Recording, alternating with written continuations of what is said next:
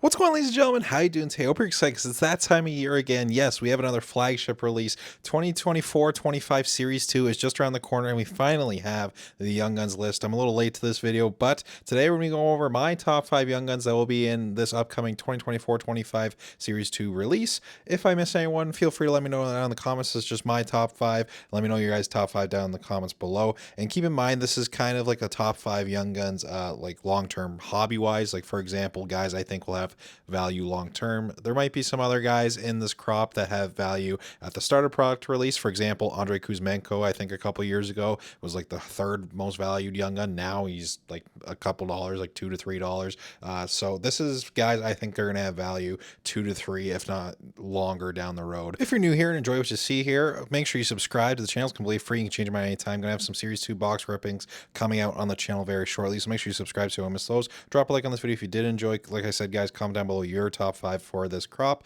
Make sure you follow us on Instagram, our sports cards, and enough of my blabbing. Let's get into number 5. Kick us off here with number 5, and this one's pretty interchangeable, but for this one, I decided to go with Zachary of the Nashville Predators, former 27th overall pick, I think, to Nashville. And the reason I decided to go with LeHue over some other guys that didn't quite make this list is because he's got kind of like a bite to his game. He's already been suspended in the NHL in his very young career. He's always kind of known for having like a temper, and I think that might help his value down the road a little bit. Like, for example, guys like Brady Tkachuk, Tom Wilson, they get people talking. If Zachary LeHue can become a productive pest type player, I think he could have some value. Now, Nashville isn't the best card market. I do think there is some negatives to Zachary LeHue. I don't think he's going to be a superstar by any means, but if he can become a pest, if he can get people talking about him, I think his cards could have some value.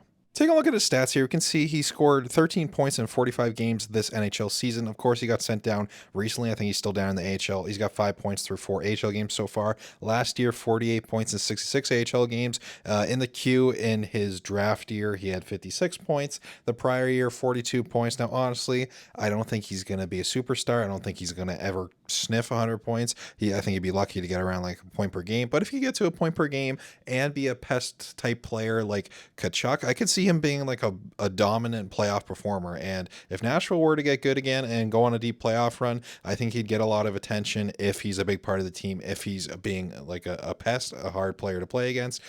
That's my hope with him. A lot of long shots here in this crop. You could interchange them with guys, like I said. Let me know who you'd replace with LeHue down in the comments below. No answer is a wrong answer. Up next at number 4 is a guy I've kind of liked since junior. I'm a big fan of Callum Ritchie of the Colorado Avalanche. I think he was drafted in the early 20s a couple of years ago, and yeah, was a big part of that Team Canada World Junior team. Now things didn't end great there, but Callum Ritchie still, I think, could be a very productive two-way center in the NHL. I don't know if the point totals from junior carry over to the NHL, but I think he could end up being the answer for the Colorado Avalanche at their second line center position. That Casey Middlestat trade was supposed to be the answer. Casey Middlestat hasn't had the greatest of years. That Bowen Byram from Middlestat trade, I don't think Callum Ritchie is going to step in anytime soon and fill that second line center role, but maybe they try to ease him into that 2 to 3 years down the line. I think he's totally capable of it. We'll have to wait and see, though. That is a stretch to put on a rookie that's barely played it. Take a look at his stats here. You can see they did give him a brief look in the NHL at the start of this year with 7 games, and he ended up scoring 1 goal but no assists in those 7 games. And then they wanted to save the year on the entry-level contract, send him back to the OHL with Oshawa, where he's been lighting it up there with Beckett Seneca and those other great players on the Generals. 65 points. Last season had 80 points. The season before, 59 in his draft year. Callum Ritchie, I do think he has some decent offensive upside. Who knows? Maybe find some chemistry with Nathan McKinnon. I don't love the Colorado market, and that's my big issue with this crop in general. A lot of the top guys, they don't have good card markets, so that makes it less appealing to me. But the really high end guys we'll talk about in a little bit have a potential to be generational players. So there is that with this Series 2 crop. But a guy like Callum Ritchie, I don't see him having a ton of value long term, but someone's got to be here on this list, and Callum Ritchie, I think, will be a solid NHL player. Up next on the number 3 spot on this list was a key piece in a blockbuster trade that just occurred last offseason. It's Conor Geekie of the Tampa Bay Lightning, of course, being a main component of that Mikhail Sergachev trade, sending him from Tampa to Utah. And Conor Geekie, he's impressed.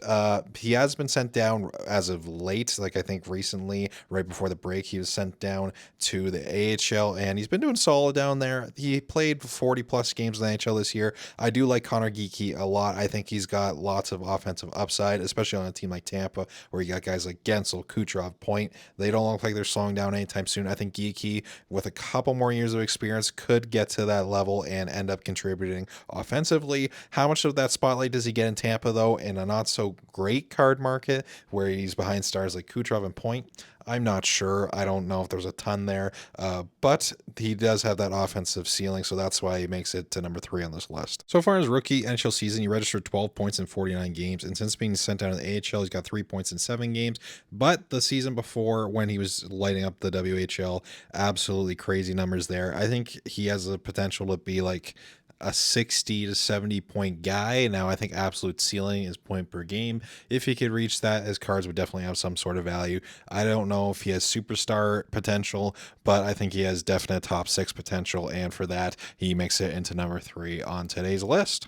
All right, now we get into the meat and potatoes of the list. At number 2, if you guys have looked at the checklist at all, you know who the top 2 are pretty much already. It's Matvei and Michkov of the Philadelphia Flyers. Now, there was a bit of debate of who's going to be the top chase between Michkov and Celebrini. For me, it's clear Celebrini. Spoiler alert for number 1. I'm sure you guys know by the thumbnail and by the checklist that Macklin Celebrini is the number 1 chaser. But for now, we're going to talk about Michkov. Michkov I have number 2 just behind Celebrini because I think the Celebrini being Canadian and being that number 1 overall pick, I'm just going to give him the edge based off that. But I do think they have franchise level potential. Matvei Michkov just looked absolutely spectacular in his first season with the Philadelphia Flyers. Torts does hurt him a bit. He's been scratched a couple of games because of his lack of defensive play, but you can't deny he's putting up a really impressive rookie season.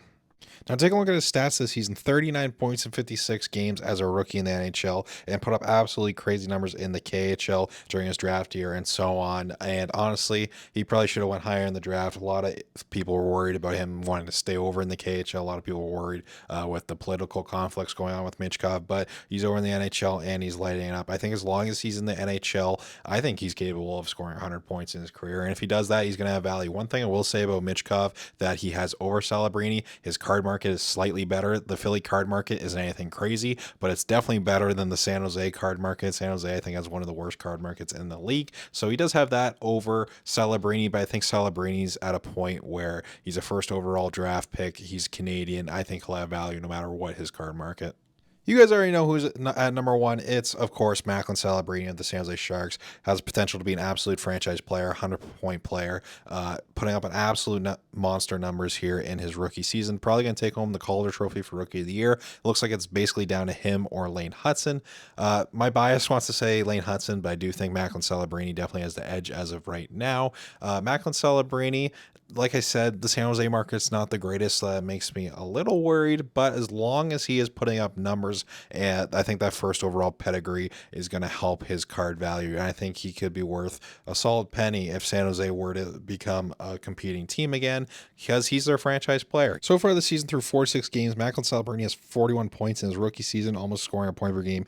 Beyond impressive. I think he's capable of becoming a consistent 100-point player in this league, especially if he gets some teammates. If he gets some solid teammates. Now, I'm not saying like San Jose doesn't have nobody. Like Tyler Toffoli's pretty solid. They did have Mikael Granlund, even though they just traded him. I do like Mikael Granlund a lot. He's got Will Smith there. They do have some players up and coming, and they're only going to get better from here. They're kind of at rock bottom right now, and he's putting up these numbers. I think Macklin Celebrini is going to be a staple of the league in a couple of years, so I think his cards are going to have value long term. I kind of see him and Bedard as like the new era of like Matthews and McDavid. That's a lot of pressure to put on these young guys. I do understand Bedard's not having that big next step season people were expecting, but I do kind of see those two as being like the next faces of the NHL. Let me know what you guys think down in the comments below. Do you agree with my opinion? Feel free to disagree. Let me know your guys' top 5 list down in the comments below. Make sure you smash the like button. Thank you all so much for watching this video. Take care, everybody. Have a good one.